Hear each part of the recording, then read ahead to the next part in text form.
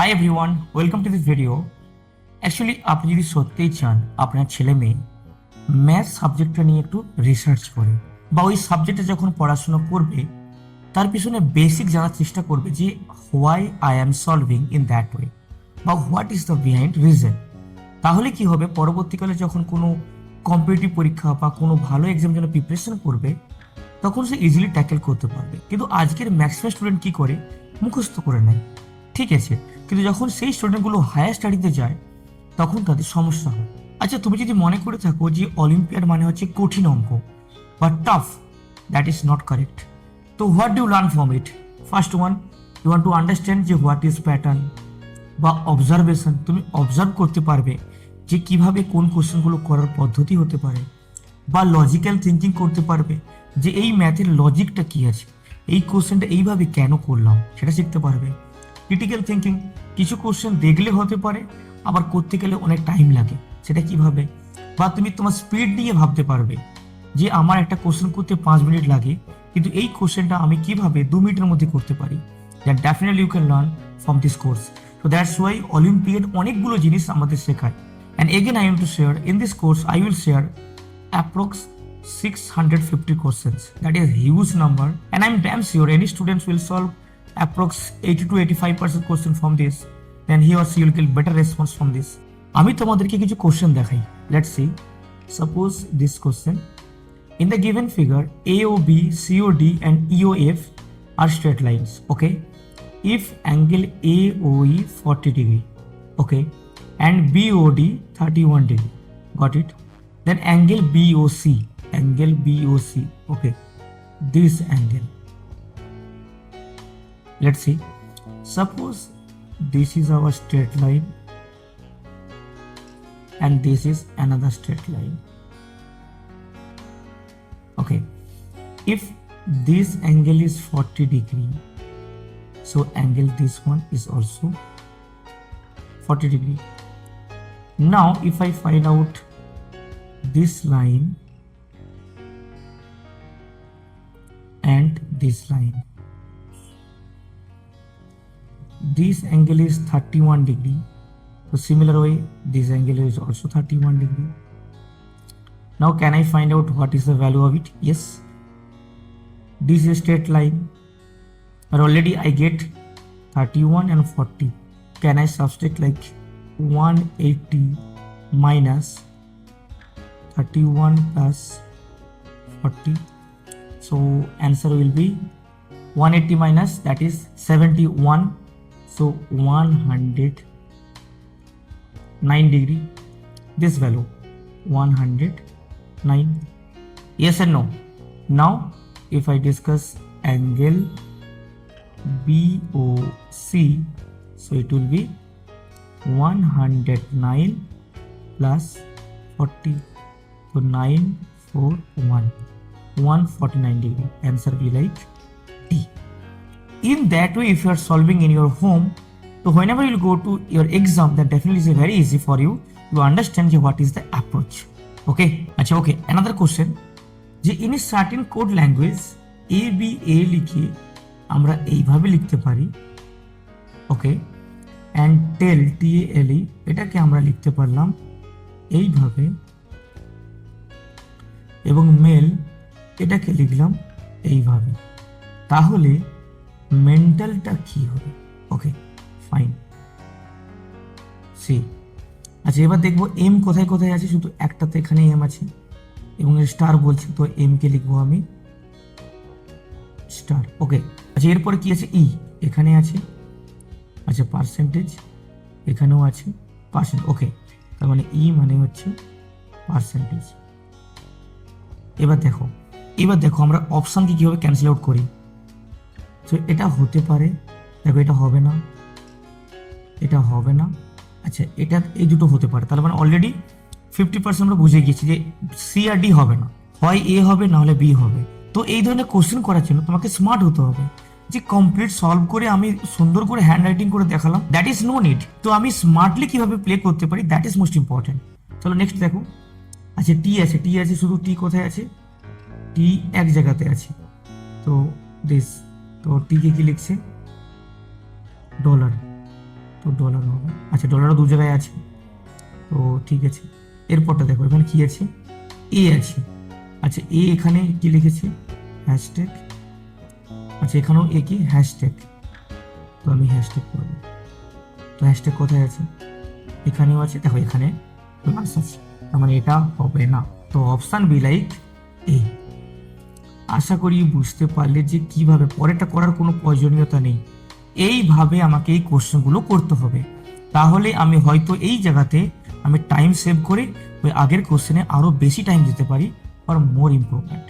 Okay, now I have another question, that is which of the following square must be shaded so that given dotted line become a line of symmetry.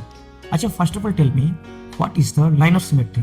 দেখো, যদি আমি এই লাইনটা বলি যে this is the line of symmetry, তাহলে left hand সাইডে এবং রাইট হ্যান্ড সাইডে এক্স্যাক্টলি সেম হতে হবে, তখনই আমরা সেই লাইনটাকে বলবো লাইন অফ সিমেট্রি। আচ্ছা, আমরা যদি এই লাইনটাকে আমরা লাইন অফ সিমেট্রি বলছি, তাহলে দেখতে হবে যে দুদিকেই সমান হয় কি হয় না। এটা সেটেড আছে, এটা সেটেড আছে, এটাও সেটেড আছে। আচ্ছা, এটা খালি, এটাও খালি, এবং এই দিকটাও গ্যাপ আছে, এই দিকটাও গ্যাপ আছে, ঠিক আছে।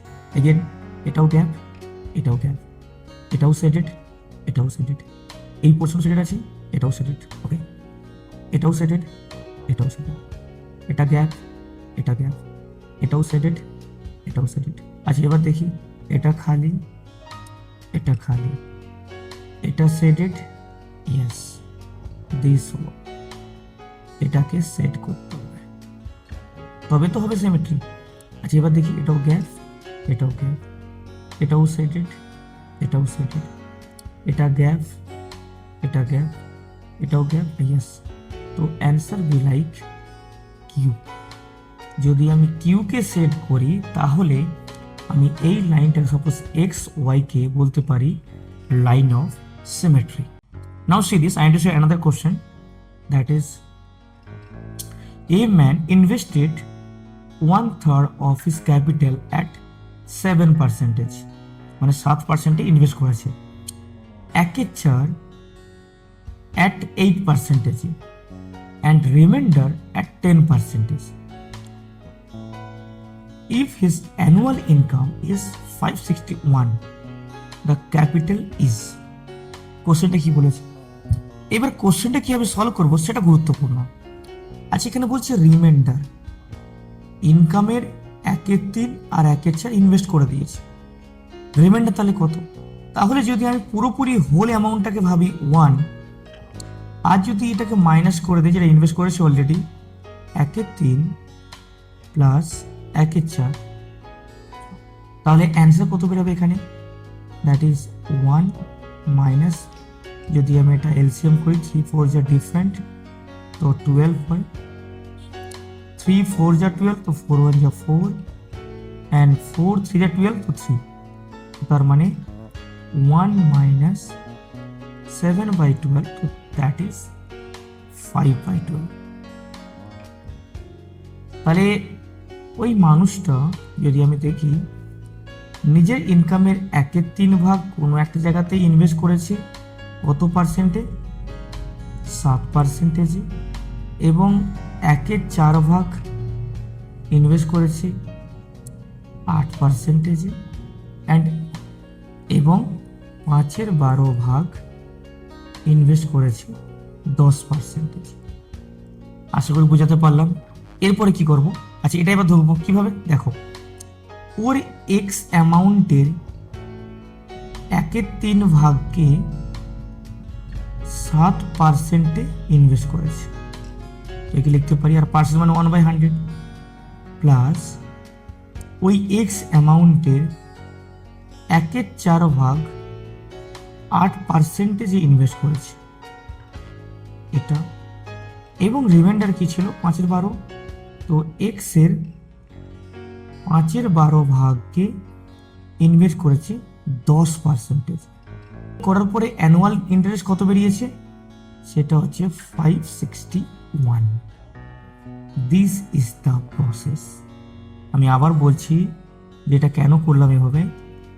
একজন ভদ্রলোক, উনি ওনার ইনকামের 1/3 ভাগ 7% সুদে ইনভেস্ট করেছে এবং ইনকামের 1/4 8% সুদে ইনভেস্ট করেছে।